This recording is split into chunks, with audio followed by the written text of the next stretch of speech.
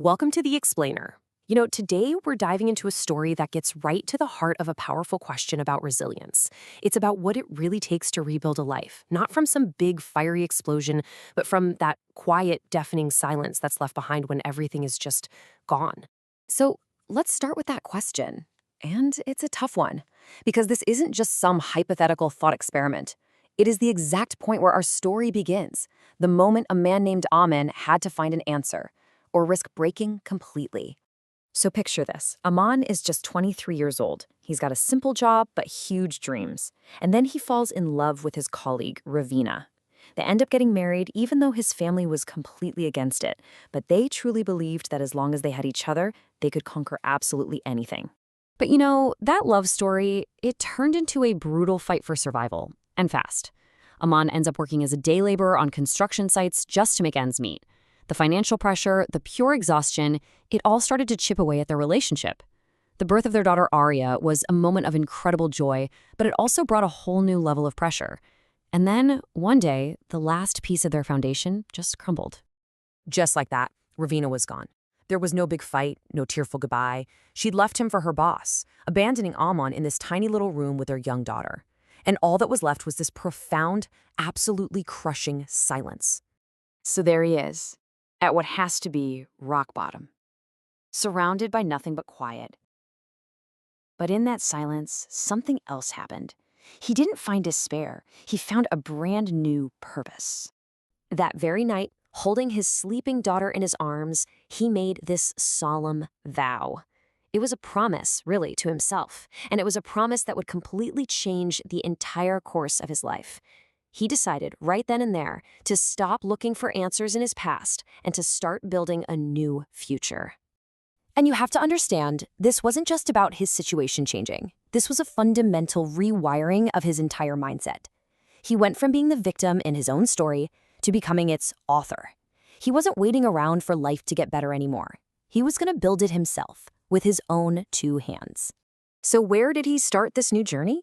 Right back at the bottom, with his bare hands on the very same construction sites that used to represent his struggle. But then, of course, just when you think things are turning around, disaster strikes again. He slips on the stairs, breaks his leg, and is forced into 3 months of rest. No work, no income. But this completely unexpected pause gave him something he didn't even know he needed. Time. Time to think. And lying there with nothing else to do but think, it hit him. He had this breakthrough. He realized that after all that time, he hadn't just been doing the labor, he'd been learning. He had absorbed every single detail of the construction business. He understood the whole system, not just as a worker, but as a builder. And that knowledge, that was his ticket out. So he starts small, really small. He takes on a little repair job and focuses entirely on perfect quality, not the profit. And guess what? Word started to spread about this honest, hard-working guy. He gathered a small team, and he gave it a name, Arya Constructions, after the one person who was his whole reason for fighting.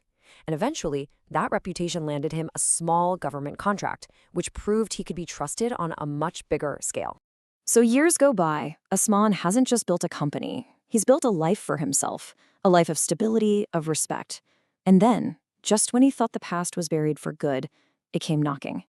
One day, out of the blue, Ravina showed up at his office. And as it turns out, life hadn't been so kind to her. Her new relationship had failed, her partner's business completely collapsed, and she was left with absolutely nothing. And he just listens to her story. No anger, no pity. When she says she came to see if he was okay, he calmly tells her that he's moved on. But the real test, the most difficult moment, was when she asked to see their daughter. And his answer? Well, it showed that he wasn't just a successful businessman anymore. He was a man who had truly, deeply healed. His motivation here is so important. This decision wasn't about getting revenge, not at all. It was about protecting the peaceful, stable world that he had so painstakingly built brick by brick for his daughter. And that really gets to the heart of it. Aderman's ultimate success wasn't really measured in buildings or in bank accounts. It was measured in the legacy he was creating, one brick and one good deed at a time. See, he didn't just grow his company, he grew his humanity.